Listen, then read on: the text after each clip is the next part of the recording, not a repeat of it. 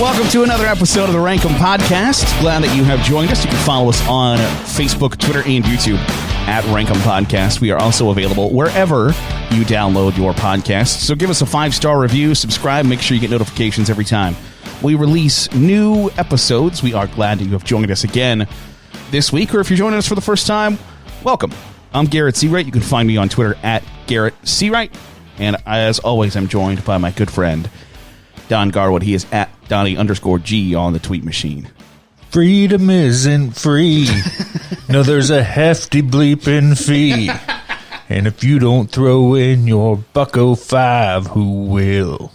Don is, as always, excited, especially for this one. This is our 4th of July special. Just kidding. It's just a normal weekend, but it's 4th of July weekend. So we are going to go through our favorite war movies coming up because if it wasn't for a few wars, things would be a little different here. But now that it is 4th of July weekend, we're going to, Don, what's your, favorite, rank your top 5, I'm just kidding, rank your top 5 favorite things about America. Go. So what I like about America is that 2 idiots in the middle of a quarantine can decide that they're going to start a podcast, and a week and a half later, boom, it's done. Start one.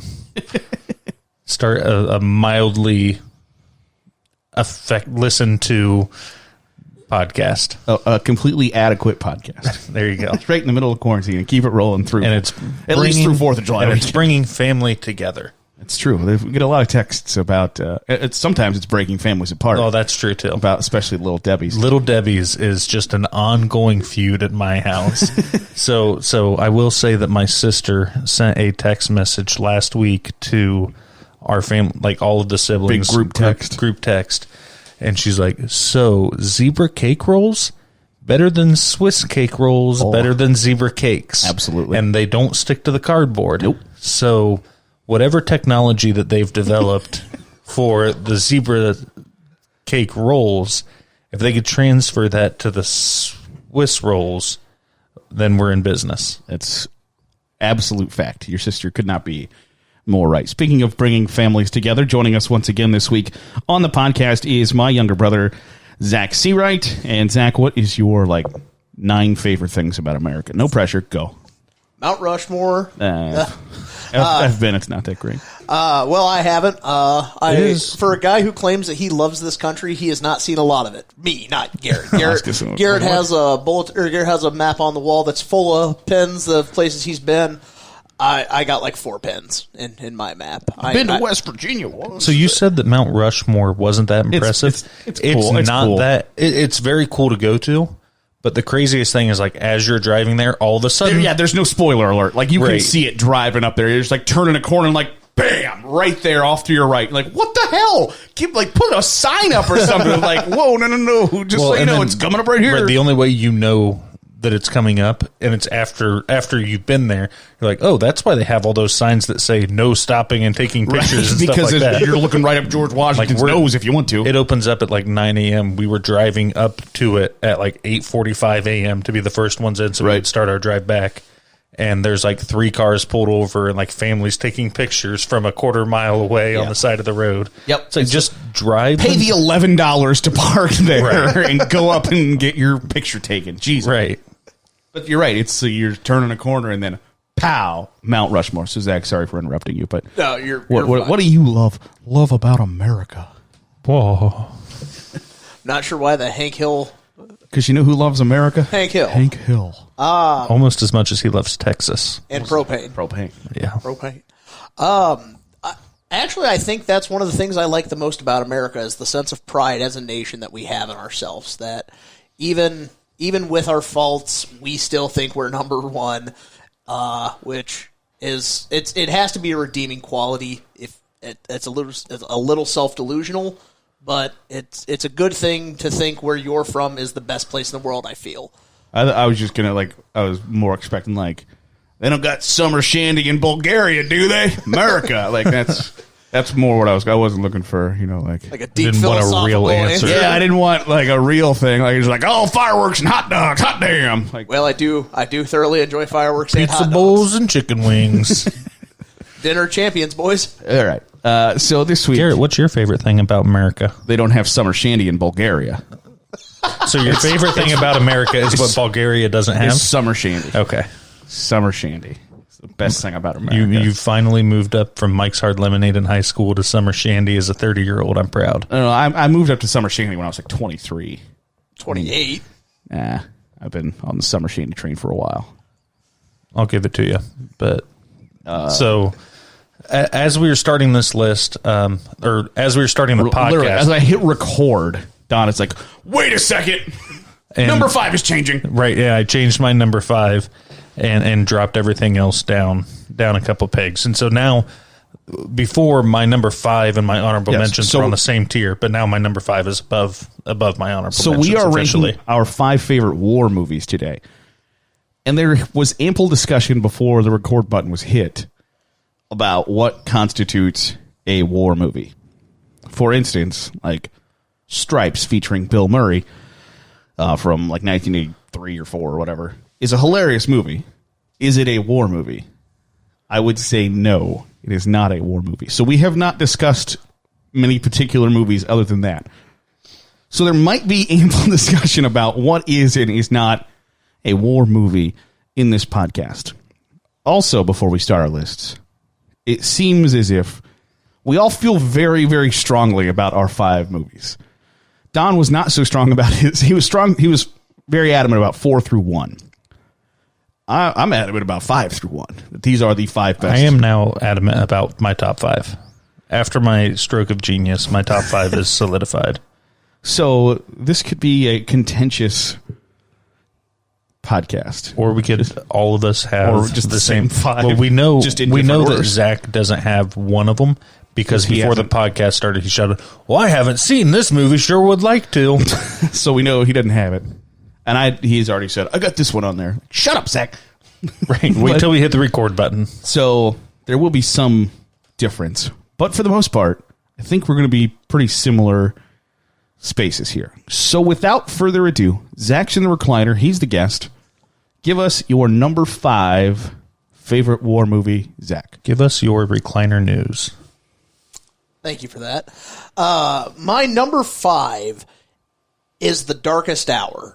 Which is it is about the British deciding to declare war in World War II. That appeasement of Adolf Hitler was no longer a policy that Winston Churchill could see the nation doing. It takes place as soon as he becomes prime minister, and it is less about the war than the circumstances that led to the war.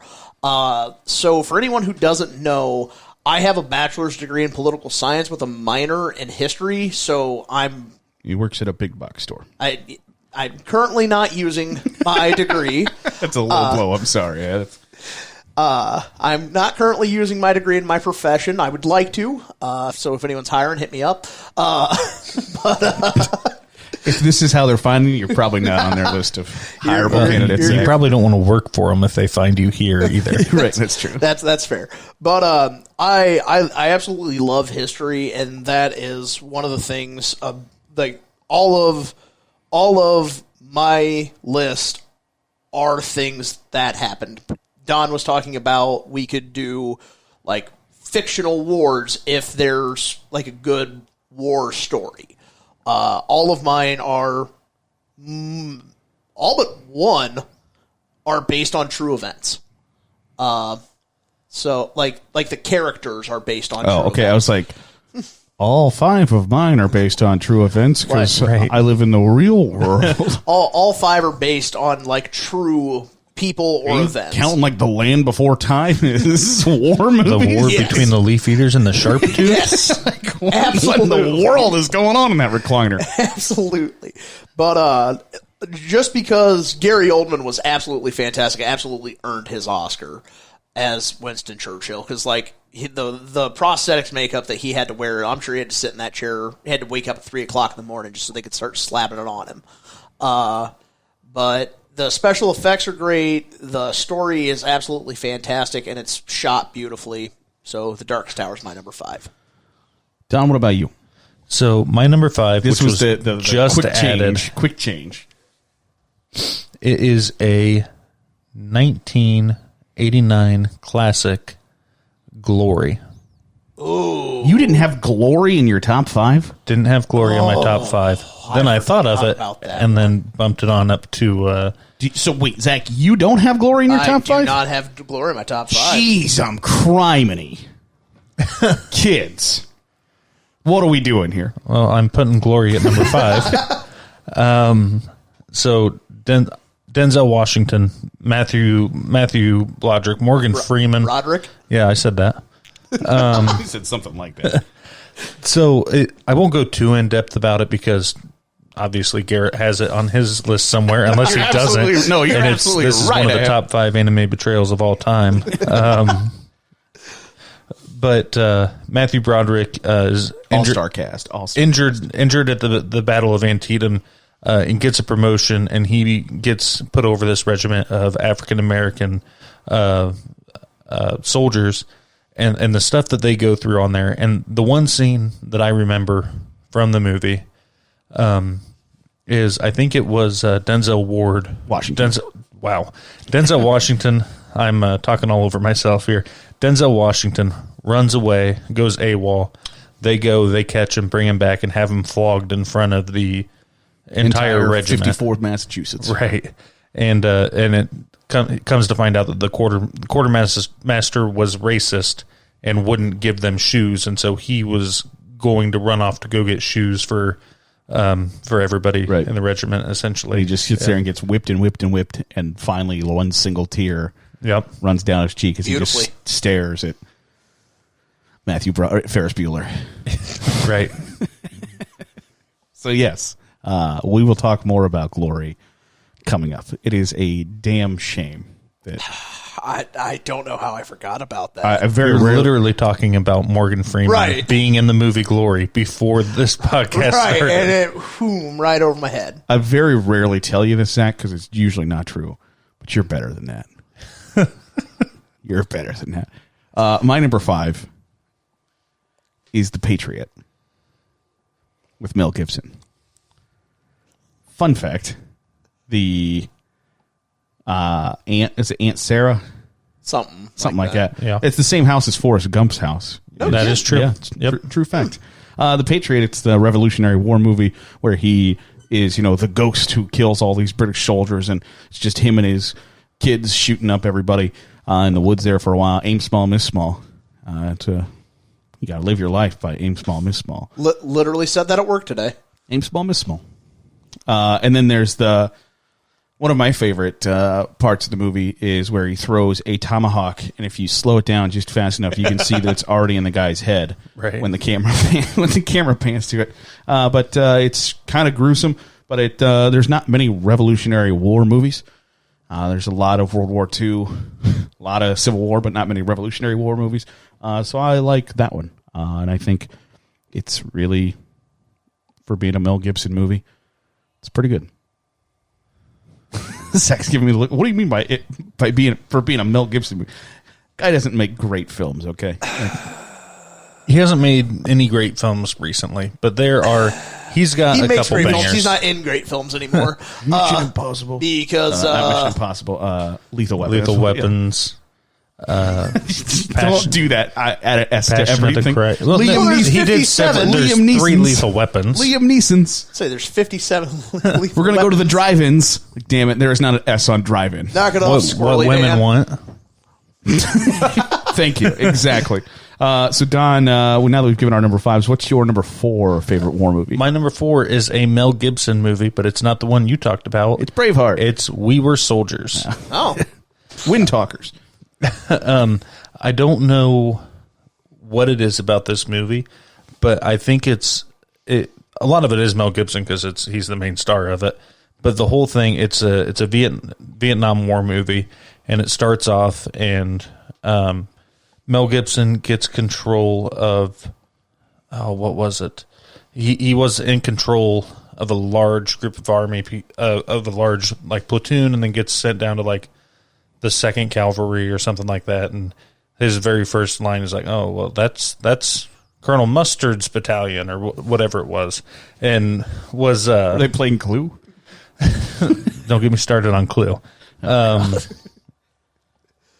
But so they start like training their men to jump out of helicopters that are flying low and board helicopters without the helicopters touching the ground, and really pioneer that effort of like the quick extracts and everything.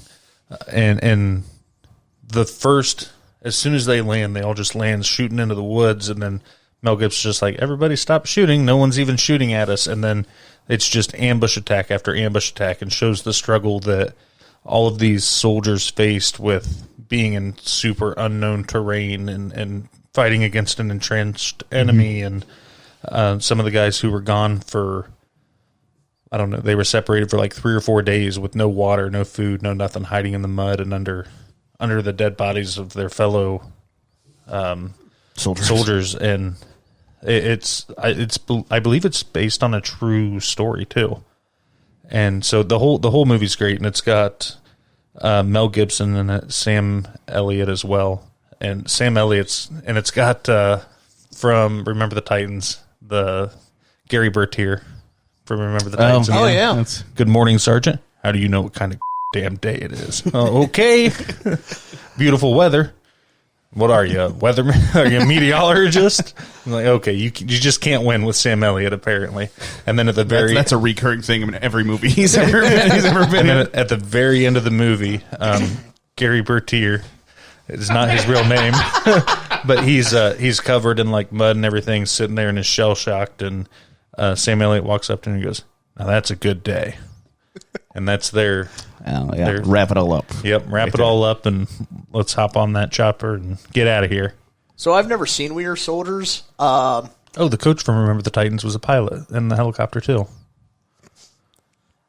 But Bill Snake Eyes? I haven't seen it in Okay. I think 10 it's a years, coach. Maybe 15 not. well, so I've never seen it. I tried to watch it once. Garrett and I's uncle used to be a commercial pilot, and he brought a bootleg copy of We Were Soldiers back from Hong Kong to my grandparents one time, and it has, I assume, Mandarin subtitles on it, and I couldn't get past all the Mandarin, so I just stopped watching it. All right. But that's that. Every time I think of that movie, I just think of our uncle coming back with a bootleg copy of We Were Soldiers while it was still in theaters. Sell them up the river, Zach. Jeez. Okay, so it wasn't the coach. It's Greg Kinnear. Yeah. Wide right. Yeah, It's not the coach. He's the... No, he's not. I rented it from the library when I was in like high school. That's a quality film I got to see. Zach, what's your number 4? My number 4 is American Sniper. It's the Chris Kyle story. Was directed by Clint Eastwood. Stars Bradley Cooper. Chris Kyle is confirmed the deadliest sniper in American history. And it just tells his life story. It talks about him joining the Navy at a rather old age. He was, I think, 30 when he joined the Navy and then got in the SEALs program. And he didn't mess around, to say the least. A good chunk of the story didn't quite happen the way it's portrayed, but that's how Clint Eastwood movies work. That's a damn good movie. Sorry that I said damn 3 times in a row there. Just keep tripling down on it, Zach. Says I actually have never seen American Sniper. I have. There's been a couple times where like I'm going to sit down and watch, and I don't. So American Sniper is very good. Like it's a really solid movie. The pacing's really good in it. See, and he just flashes from like, oh, they're in this part of Iraq or Afghanistan, and then they jump back, and he's home like with his girlfriend. Then they jump back, and then they jump back, and now he's with his wife and has a kid. And so it's like this whole 8-year deployment that he was on, and they do a really good job of jumping around. And like Zach said, some of the stuff was made up a little bit or embellished, changed. exaggerated. Yeah. Did that come out at like the same time as Lone Survivor? Like pretty close to somewhere close. Because I used to that. because I was really turned off by Lone Survivor just because I was like, oh, the movie's called Lone Survivor and it stars Mark Wahlberg. I think it came out after Lone Survivor, like 2 years after. I wonder who's the lone survivor. And so I was turned off to war movies there for a hot minute. I was saying, my buddy John was like, Zach, we need to go see Lone Survivor. And I was like, I know what happens. I was like I don't know the plot, but I know exactly how it ends. Right. And so, cool guys. Good movie, though. Like, we did go see the movie, and it was pretty good, but... Doesn't crack your top 5? Yeah, it didn't crack my top 5. My number 4, and I think it might be on Don's list. I don't know about Zach's. I got 300 at number 4. Ooh. It did not make my list, but I really thought about it. Did not make my list.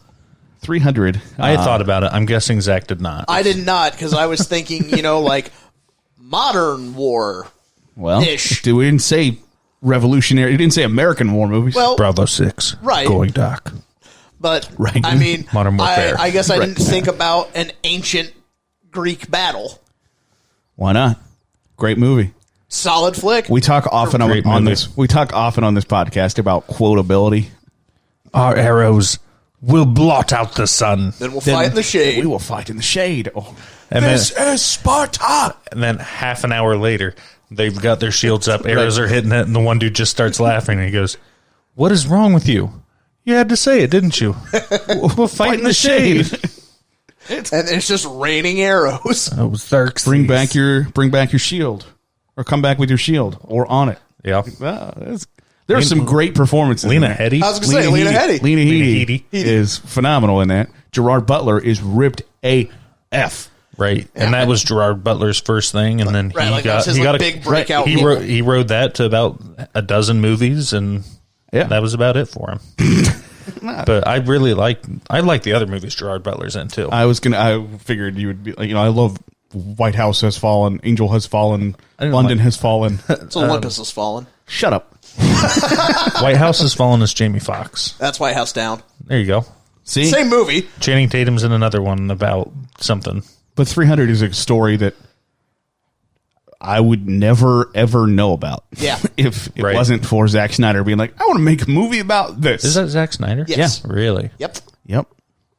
So, he made more than just Superman or Batman. Superman. He did. Yeah. He did. But 300's based, like his interpretation of 300 is based on a comic book. So, Right.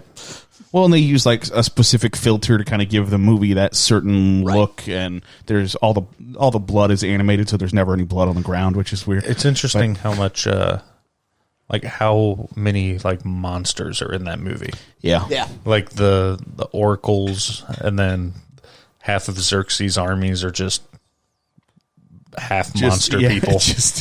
Just like you put an army in the microwave for like 45 seconds. That's what Xerxes. You ever put a hot dog in the microwave for too long? That's what happens. Xerxes' army pretty much. With arms and legs. Just thinking of more quotes. It's like we pissed like just the narration in the back end, and then you find out that it was like him telling a story before another battle. I'll say before to get the whole united Greek army psyched up to take on the Persian army, the largest army in the world. We made Xerxes mad, and he sends his best before we're tired. The immortals will put that name to the test. I thought you were like King Xerxes is a gracious God king. Xerxes is a gracious God king. That he is. So those are our. So is Junas Ilgauskas. They're different people, Don. So those are our number 4s. I'm going to go ahead and give my number 3, which I have changed since this podcast started, because I sat here and thought, like, I like my number 2. My number 2 might be my number 1, at least story-wise, but I dropped my number 3 from number 2. So I have Saving Private Ryan as number 3. I know, especially by the silence, that, it's like the quintessential war movie. It's got the all-star cast. It's got the, the realistic. Gary Bertier's in that movie too. I was gonna, when Don brought up Gary Bertier, I was gonna he's in that too. He's also Private Ryan. It's like he's private. He's the wrong Private Ryan. But he's Private Ryan. How do you know that his brothers aren't alive and my brothers are dead? Because they're like 6 and 8, and they weren't in the army, bro. But it's got the realistic storming of Normandy Beach and all of those things. It's good, but I don't enjoy it as much as my top 2 movies. So that is why I have almost like I had it at number 2, and I dropped it to number 3. I mean, to be honest, we'll talk about all the reasons that you're wrong. Yeah, later. I was going to say we'll talk more about this later. That's fine. I know Don and I we discussed. So without saying the movies, without saying the titles of the movie, we knew we said what our number one, feel like before the start. We knew what our number 1 and our number 2 was, and we were both pretty sure that my number 2 is his number 1 and my number 1 is his number 2. But now he's throwing a curveball in it, and he's throwing everything. I enjoy the 2 movies that I have at 2 and 1 more than I enjoy Saving Private Ryan. Okay. I mean, there's plenty of time for us to figure out how you're wrong about that. All right, we'll help you through this. We will look forward to that. So that's my number 3. Zach. My number 3 is Dunkirk. It's a recent movie, came out. I guess stars is kind of a bit of a reach, but it stars Tom Hardy. And it was so I'm not going to take criticism for me putting Saving Private Ryan at number 3 from you. you haven't had a good movie yet. Have you seen Dunkirk? Yes. It's fantastic. I tried to see Dunkirk, and I got tired of watching people jump in water. And wait for planes to show up that never came. So I won't be taking criticism from you. You can continue. Okay. So me and Garrett's dad saw Dunkirk in theaters and said it was the dumbest movie he ever saw, and I was like, I don't know about that. Truth or dare. You're the only person who saw that movie. Truth or dare. But that's awful. But Dunkirk is it's about the British retreating out of France during World War II so they could go back to England to regroup because they had just been getting their kicked by Germany in World War II. Dunkirk it's based on the true story of the evacuation of Dunkirk. It was seen as one of the greatest humanitarian efforts of all time because basically Churchill said, if you've got a boat, get to Dunkirk to get the British soldiers home. And funnily enough, as I mentioned, my number 5 is The Darkest Hour. Dunkirk picks up exactly where The Darkest Hour ends. So like you can watch those 2 movies back to back if you're all about Britain in World War II. I'm trying to think. I know that I've watched at least an hour and a half of that movie, but I can't figure out if I watched an ending or not. Like, there was a lot of that movie where there was, like, people, like... Spoiler alert, did Tom Hardy set a plane on fire? He set so many planes on fire. He set his plane on fire.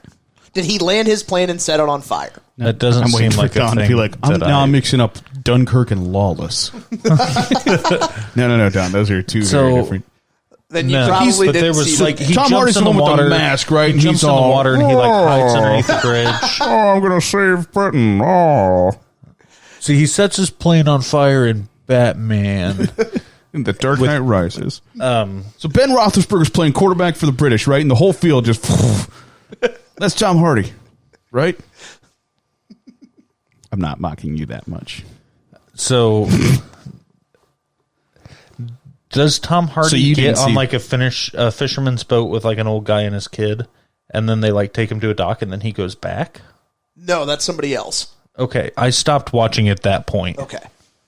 And I don't know what was happening up to that point. I don't know what happens after that point. Honestly, I don't know if I'm ever going to try and watch that movie again. Well, I'm sure that I will, and maybe I'll do it just because I said that I won't. But it was such a boring movie. It does suffer. Like it does suck. It does suffer from some pacing issues.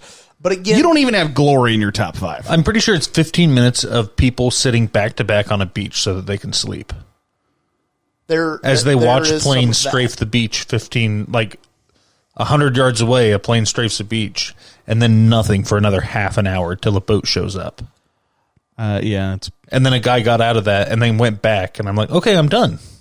I watched an hour and a half. We're restarting the movie now. I'm not watching Prisoner of Azkaban, where they just relive the same thing from a different perspective. So it's funny that you bring up Harry Potter because the guy who plays Gilderoy Lockhart. I thought you could be like, so number 2 on my list is Harry Potter and the Deathly Hallows Part 2, especially the ending there. The Wizarding War. Wizarding War. I said, everything is true on my list. The guy who plays Gilderoy Lockhart plays like the top English guy in France, and he stays behind to evacuate the French army. Like the captain in Titanic? Yeah, kind of. Nice. But like I said at the start of this, I'm a huge history buff, and I did not really know about the battle at Dunkirk until this movie was being advertised. So I did a little bit of research, and it made me want to see the movie. And like I said, the evacuation of Dunkirk at the time was seen as the greatest humanitarian effort in the history of the world. And Interesting. There's something to be said of that. So Zach, so far, Even more than Live Aid? Well, Live Aid was after. I was going to be like, oh, what about the polio vaccine? Yeah, you don't even know what you're talking about. So Don, what is your number 3? My number 3 is another Mel Gibson movie, and it is The Patriot. Yeah. Do you just have top 5 Mel Gibson war movies over there, Don? No, but I told you before it started, I said, there's an actor in here who's in multiple of my movies. You did. He's the star of I thought you were talking about Gary Bertier. No. But, so, Mel Gibson, Heath Ledger, Jason Isaacs. I'm looking at IMDb. Yeah. I think he's Draco's dad from Harry Potter. That he is. Which I didn't realize. Great villain. Great Right. villain. He's a Great villain. I hated him in 9 movies now. Like he is He's doing a very great good- job. I hate you so much. Right. But I mean, Garrett, you already talked about it and covered a lot of it. Sorry. The I thought there's no way Don has the Patriot on his list. no, I mean you're fine. I didn't say, "Oh, I can't believe you have it so low," because it's only 2 spots lower than what mine was. Right. But the scenes, the massive CGI in 1998, 2000. I was going to say, 2000. right at Probably 2000. filmed in 98, though. 1998, 99. Back when it took 3 years to get a movie through post-production. To render a movie. Right, but the massive battle. So right after Mel Gibson murders the people and saves his son, he goes on to ride towards Charleston or to catch up with the British Army, right? The Redcoats. and he is in this house that's been abandoned, and he's upstairs watching and just looking out over this massive battle with probably thousands of people, and then you get the cannonball shots, and the cannonballs, not all of them blew up when they hit the ground, so they're rolling on the ground, taking people's legs off, Taking their heads off. taking their heads off, and just graphic and stuff that 11-year-old Don had never seen before. Never considered. But it was something that your parents let you watch at 11 and 12. We watched it in school at one point. Right. We watched it in junior high. So 13, 14-year-old kids watching people get their heads taken off. But it's such a good arc for him where he goes from, we know what you did in the French and Indian War, and he has this mysterious past, and you kind of slowly figure out that he was a talk about monster. that he's never said to his kids because he's not really proud of what he's done. And then so he tells Gabriel. He tells Gabriel one night, and then Gabriel dies in the next scene, pretty much. But also, it gives you some in American public schools, we're not generally taught hey, by the way, the French kind of came and helped us out there when we needed them the most. We're not really taught. It's just it's farmers with pitchforks and we kicked the British's ass. And it's the French might have helped just a little bit there, too. Is the French general, who's the actor that plays the French general? It's not Gerard Depardieu, is it? Did you just have a stroke? God bless you. You sneeze? Say it again. I'm guessing it's Gerard Depardieu? I'm guessing it's Tchechicario. Yeah, that's not Gerard Depardieu. That is not. Jean Villeneuve. He plays... that's him. Gotta get you guys some French classes. Our school didn't offer French; it offered German And Spanish. but The way God intended. Also, Germany was 2 different countries in our textbooks, and we graduated in 2000. Graduated in 2008. Germany was still 2 different. Still the BDR and the GDR, baby. The Grossdeutsch The Grossdeutsch Republic? No, Don, that is not what GDR stood for. Yeah, it's I don't know. Okay, well, I guess I was thinking of the wrong Frenchman. Jean Villeneuve. But yeah, like the whole movie, he was like, "When my French allies show up, then this war will be over." And they're like, "Yeah, keep talking, Frenchie." We have Benjamin Martin. Look at what he did to the French. Right, exactly. Keep talking, Frenchie. And then, like at the end of the movie, it's like, so then the French finally showed up, and we got some stuff done. Oh, we got some help from our allies across the ocean. And it's, oh, God, they're just bombing the hell. Right. And we win. Spoiler alert. America wins. Gabriel is a nice name for a farmer. All right. Yeah, I mean, that's... pretty much, we started from the first bottom, now we're here. And, well, thank you for that. And then they rebuilt his house at the end. Gabriel said we could build this in the way we want. Figured we'd start right here with Forrest Gump's house. Thank you for that, Dad. So those are our number 3 favorite war movies. Zach, what about your number 2? My number 2 is The Patriot. For all the reasons we Seriously? just said. Yeah.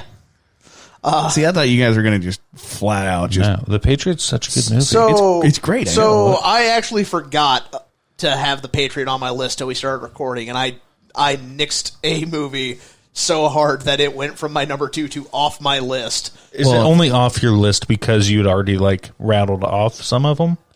Or were you so unsure about your number 2 I that was you took so unsure about my number 2 because I said then that sounds like to me it should have been your number 5. Yeah, well, You're gonna tell us what it is. yeah, I'll tell you what it was. like now or... Yeah, No, well, during your honorable mentions. yeah, I'll do it you during bring my it honorable up. mentions. Okay. Don's so disappointed. I understand. If you're like, oh crap, this movie, Well, and you've already did your 5, 4, 3, and you're like, oh, well, it's gotta be right. It's gotta be this has to be number 2 number 2. Because you can't go back and be like, well, let me move the Darkest Right. Hour up to 4. Well, Okay, so you got The Patriot. I have The We Patriot. have exhaustively we talked have about exhaustively talked about The Patriot. Do you have anything we didn't talk about to talk about? I don't think so, other than I really like the bundling bag that when Heath Ledger goes to see his girlfriend, Yep. his mom literally, or her mom literally sews him into the mattress, And the dad's freaking out. She's like, "It's all right, I sew better than my mother." That's a great joke. Right. I also cry when the little girl who won't talk. Yeah, She, Papa. yeah, Benjamin Martin goes to leave, and she's like, I'll talk.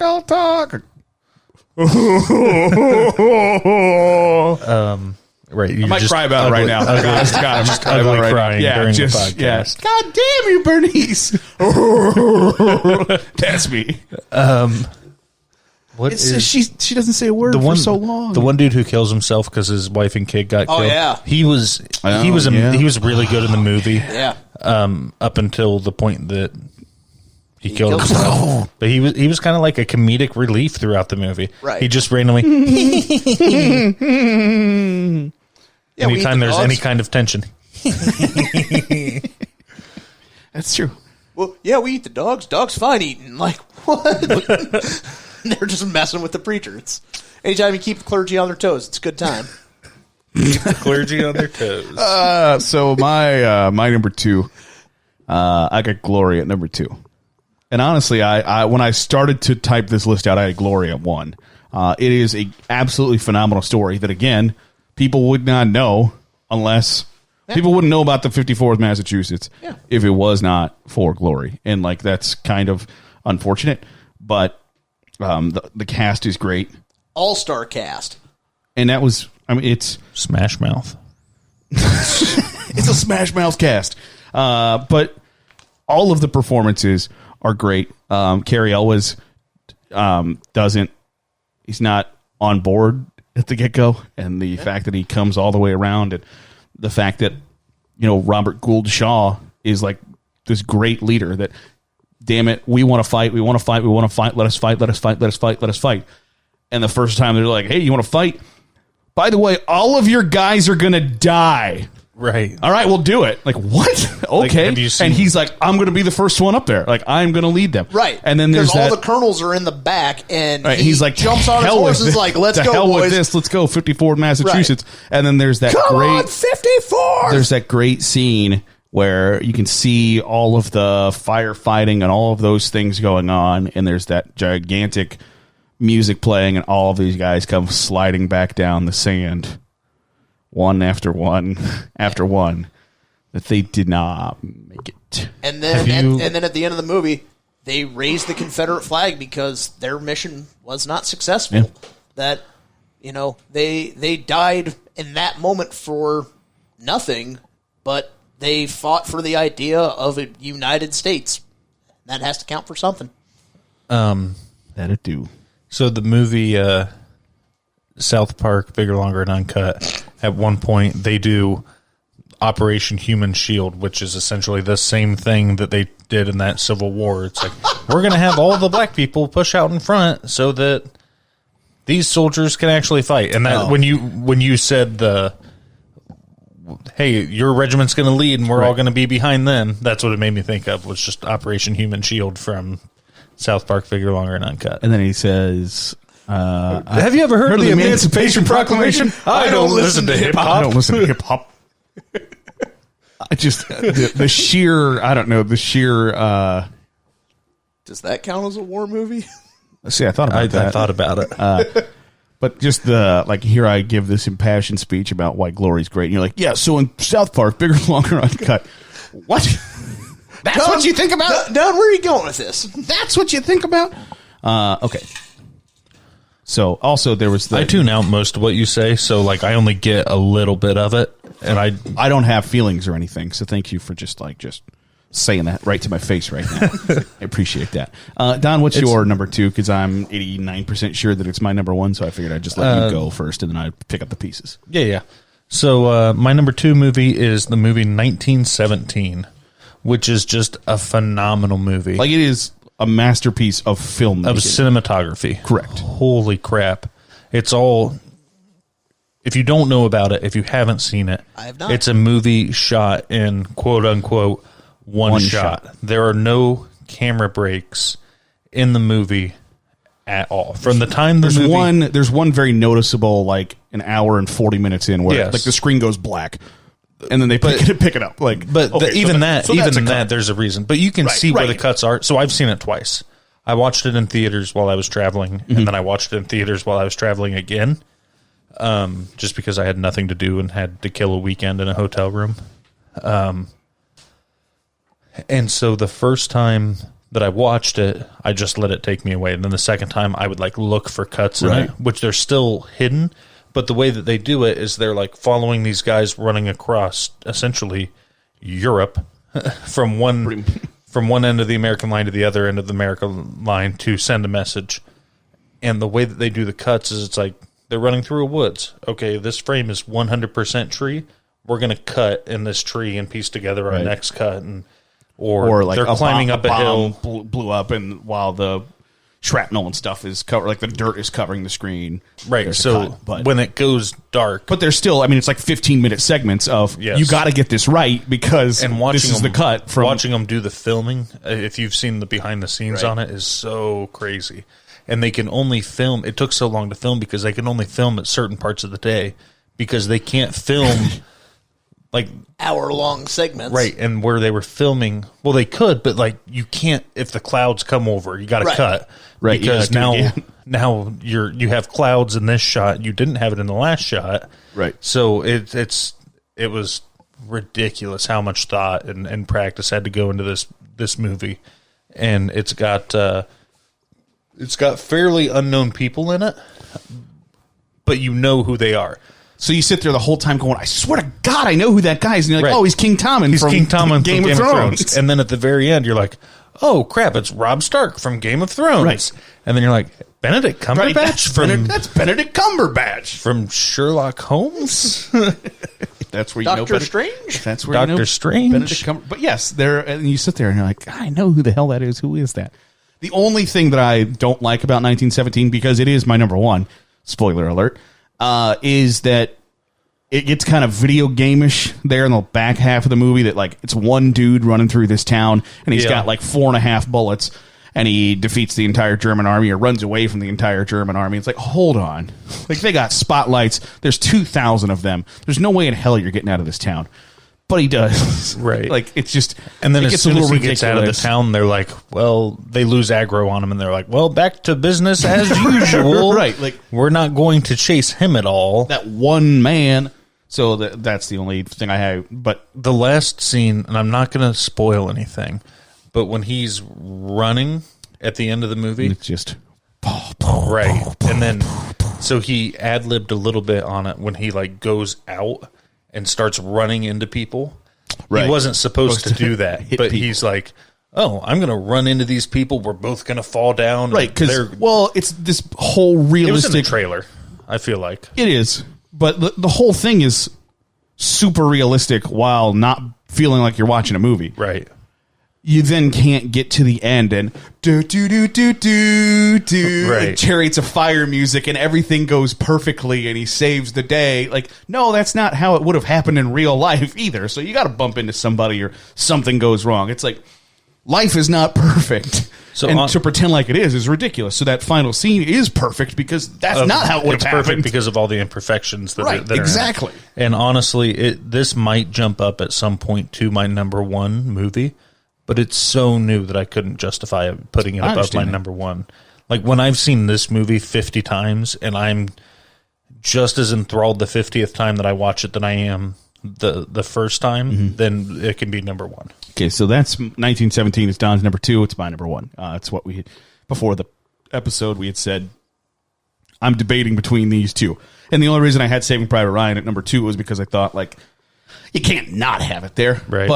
But so we were on the same page there. So I had it at number 1, you had it at number 2, and I figured you'd be like, it's just too new. We had the same discussion in our Pixar movie episode that our friend Reese had said he had Onward. I had Onward pretty high on mine. And he said, the only reason it's as low is because it's so new. Right. And after seeing it, it is a top 3 Pixar. Like, It's solid. It is a phenomenal movie. Onward is phenomenal. It's great. I It watched it like for 2 an- weeks in ago. an original spectacular. story. Right. Right. It is great. Cry at that one too. All right. Yeah. So that is my number 1. Zach, what is your number 1? No, Zach's number. Oh, we got to do honorable mentions. We got to do That's right. honorable mentions. Okay. Well, we've I'll only give, spoiled yours. okay. I'll give my honorable mentions. I have and mine. Gods and Generals. It's a Civil War movie made by 6 Ted years Turner. long. It's 3.5 hours long or something like that. It was one of those DVDs that came on 2 DVDs.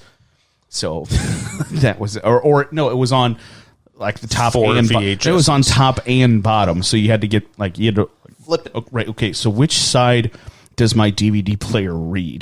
Does it read the top? Or does it read the bottom? Which way do I got to get this right? So it's. Do I put disc 1 up or disc 1 down What for do it I to do? read disc 1 or disc 2? What do I do? And then you put it in and you're like halfway in the movie. Obviously, that was the wrong end. Obviously, I chose poorly. But it is really long, but it's kind of an exhaustive look at the Civil War from Robert E. Lee being offered the job of leading the American army It's like, nope. through the end of the war, basically. And I also have Fury. It is a tank movie with Brad Pitt. It's another World War II movie. Shia LaBeouf. It is a really enjoyable watch. It is. I have that on my honorable mention. So It has. Does it have Shane from The Walking Dead yes, on it does. John Bernthal. John Barenthal. It's got the Punisher. But it's, You were right the first time, Shane from The Walking Dead. Well, he's also the Punisher. In Yeah, the but nobody cares about the Punisher. Punisher was so good on Netflix. Not that- the movie, the TV series. I'm aware. came out in 2014. So if Fury? you'd like to, yeah. It's got Michael Pena in it as well. Yeah, Michael Pena was the 4th one. I knew that they were all 4 like famous people. Yeah. Jason Isaacs is in that too. The villain from The Patriot or Lucius Malfoy.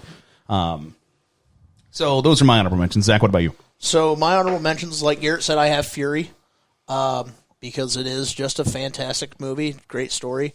I also have Hacksaw Ridge. See, I haven't seen it. Hacksaw Ridge is so good. And I thought Hacksaw about Ridge is so when Don said he had several movies with one actor in them. I thought he's got Hacksaw Ridge on there, and I'm going to get just cremated for not having seen Hacksaw Ridge. Hacksaw Ridge was at one point my number 5. and got bumped down to my honorable mention. So that was before it started. I was like, I have several new movies on here. See, and it was that's why Hacksaw Ridge in 1917. I'll say that's why it got put on my honorable mention, because it's a bit new. It was very much Mel Gibson's "Please Let Me Make Movies Again" movie. And after seeing it, I was like, yeah, I think we can let Mel Gibson make movies again. Because it is just a fantastic story. He didn't find a way Andrew to Garfield. Didn't find a way to run down the Jews in Hacksaw Ridge. He did not. It's the darndest thing. No, but he found a different. He found the same race that he found in We Were Soldiers. Yeah, gotcha. Now, I did say that I bumped a movie from number 2 to off my list, and that movie was Full Metal Jacket. Because as much I think the thing about Full Metal Jacket is that, like, when we were younger, we all were, like, listening to the basic training clips with Arlie Ermy. Right, that you can recite probably even still today. Probably. Like the whole thing. Right, and, like, it's crude and it's Private hilarious, and it's definitely not PC, but it's the Marines and Vietnam. I've seen the basic training part of that so many times. Right. And I've seen the entire movie once. It devolves into a pretty gritty depiction of the Vietnam War. And so the more I thought about it, and it is considered to be this great masterpiece. It's a Stanley Kubrick movie, and I really enjoyed it. I really do. But I had it at number 2, and then the more I thought about it, I was like, The Patriot's a way better movie. I'm dumping it. So gotcha. That was the movie that was number 2 and got demoted hard to honorable mention. So the honorable mentions I have Hacksaw Ridge on here. I have Platoon, which is I won't go too much into it, but just William Dafoe at the very end, just running away from all this machine gun fire, drops to his knees with his arms spread as the helicopter's taking off, going away, is such an iconic scene that's duplicated so many times. Yeah. And that movie and everything that happens in it, it's just so, you're tense the entire time you're watching that movie. You're puckered up. So it's like watching Uncut Gems. Right. It's not a fun watch. But that is now my But you're not mad that you watched it. Right, that's my that's baseline now. Yeah, it's so Napoleon Dynamite is not a fun watch. Right, it's not funny, it's not good whatsoever. But you quote half of that freaking movie. Right, you didn't get enough oxygen at birth or something. Eat your food, Tina. But Uncut Gems is like edge of your seat. And there's not one quotable line from that. Finger puckered up the entire night, just oh God, I don't feel good about this. Can you name one quote from that movie other than the F word? No. Howie. No. I right, can't. It's not a quotable movie, but it's great. so good. So those are. Oh. I've got more. Oh, okay. I told you I had a bunch. Get after it. So what I don't have in a timely fashion. I got it. Apocalypse Now. I've never seen it. Right. The only reason it's on here is because it's supposed to be this amazing movie. Right. And we were talking beforehand. I was like, I feel like I have to have this in my honorable mention, but I've never spared 3 hours to watch all of it. Same. I've seen a little bit of it, like when they're coming in on the helicopters, and it's people start like sitting on their helmets. Why are you sitting on your helmet? Well, the walls are bulletproof, but now they know to shoot at the bottoms where they can get through. And the movie that I knocked from 5 to my honorable mention for glory was Inglourious Bastards.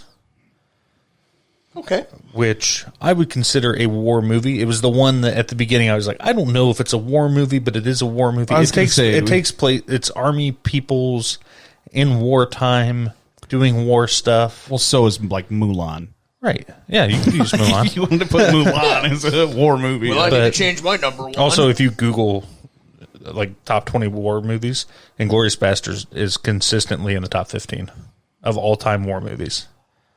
When Inglourious Bastards came out on DVD, Mom got it for me for Christmas, and when I unwrapped it, it was open because she'd already watched. She's like, I just wanted to watch it. She's like, that's a good movie. So yeah, that one got bumped down. I think that's fair. That's fair. Glory is better than Inglourious Bastards. Yeah. It is. Yeah, it is. All right, so I've already given my number 1. It's 1917. For You already know mine, so I'll say mine next. Right. Zach's is the only mystery left. I but at assume the same your time, number one is Zach's number one? right. 1, 2, 3. Saving Private Ryan. Okay. There it is. Okay, so Saving Private Ryan is a cinematic. It is a so cinematic masterpiece. I know I just said that about 1917, but I wrote a 10-page paper in our film class. Me and Garrett took film classes together when we were in college. I wrote a 10-page paper about mise en scène, which means what's on scene in French, about the opening Scene. the second opening scene for that movie, which is the storming of Normandy Beach. Like, I don't like writing papers. I didn't do a very good job of writing papers in college. It was hard for me to keep it to 10 pages when I wrote about from the time old Matt Damon starts crying at that grave to the time that they have taken those bunkers and get sent on their new mission. It was hard for me to like keep it to where it was. I mean, keep it to 10 pages. So the dead fish that washed up on sea from all the machine gun fire that was hitting the fish. And so now after the scene, there's just so many dead fish that are washing up that got struck by stray bullets. People jumping overboard, people getting sick, not even necessarily because they're nervous, but because they're seasick. When Saving Private Ryan came out, Steven Spielberg had a screening for D-Day survivors, and a lot of them got up and left because they said that the opening scene was so realistic that they had to excuse themselves because it was setting off Steven very Spielberg old Steven Spielberg had PTSD. to pause it. He paused it so that they could all go and take a half an hour break to decompress and then come back and finish the movie. Right. And because that opening scene is, like Garrett said, it is like the quintessential war movie. That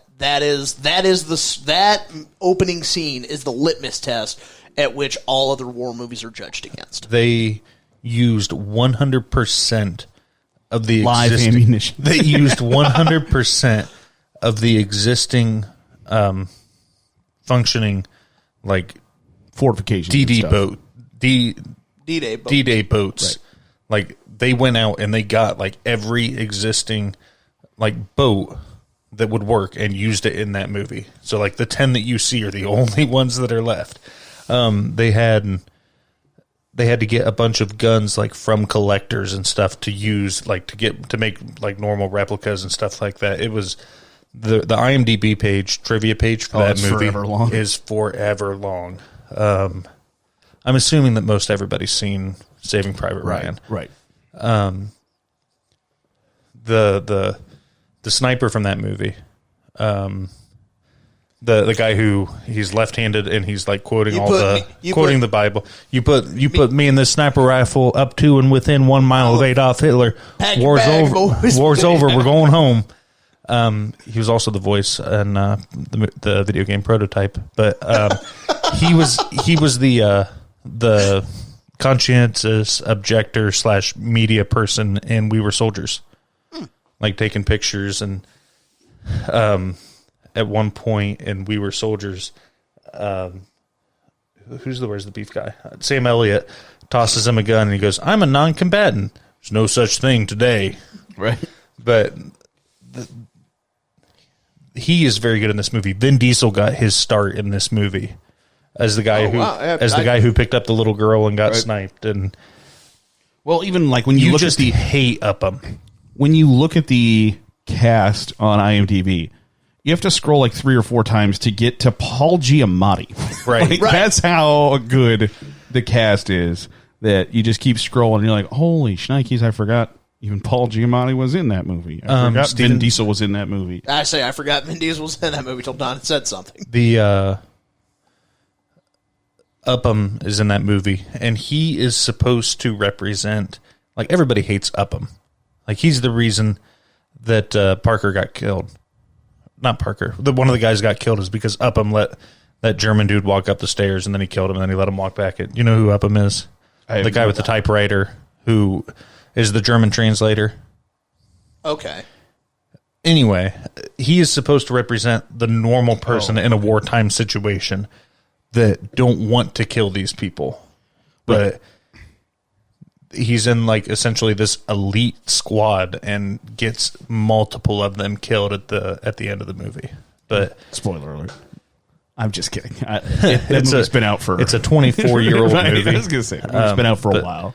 It's phenomenal. And really, that movie branched off Band of Brothers, The Pacific. Right. Oh.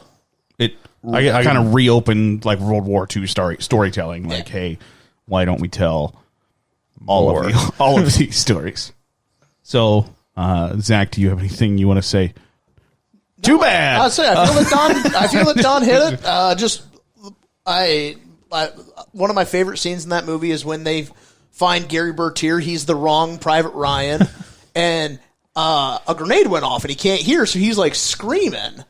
And, what? Your brothers are dead. We're taking you home. My brothers are dead. That's not the wrong Private Ryan. He's just the one that's walking down the street. That's and they're right. Like, Private Ryan, what? You'll have to speak into his ear. A grenade went off right. A grenade went off right next to my ear. Have you seen Private Ryan? Jimmy Ryan?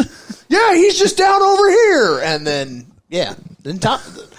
How did we not talk about Tom Hanks this whole time? I believe you mean Forrest Gump. He's I think you're talking about the man in Philadelphia with AIDS. Woody. I was saying, Woody from Toy Big Story. from Big. Turner from Turner and Hooch. It's got to be in more. Oh, the guy from Castaway. The one who's not a volleyball.